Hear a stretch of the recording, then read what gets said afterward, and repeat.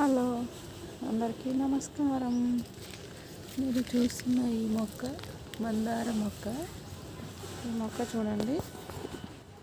ఈ మొక్కలో ఒక వెరైటీ ఉంది. 1 వీక్ నుంచి నేను అబ్జర్వ్ చేస్తున్నాను. అన్ని పువ్వులు ముద్దగా పూస్తుంది. అన్ని పువ్వులు ముద్దగానే పూస్తుంది. ఇలా చెట్టు నిండా మందార పూలే ఉన్నాయి. కానీ ఇంత ముద్దగా పూసే ఈ చెట్టుకి ఒక ఒంటిరెక్క పువ్వు కూడా పూస్తుంది.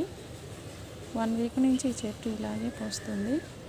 ఈ చెట్టు నిండా అన్ని ముద్ద మందార పూలే, కానీ ఇది మాత్రం రెక్క మందార పువ్వు. 1 వీక్ నుంచి ఇలాగే పూస్తుంది. ఇలా ఎందుకు జరుగుతుందో మరి మీకేమన్నా తెలుసా ఫ్రెండ్స్? Bye friends.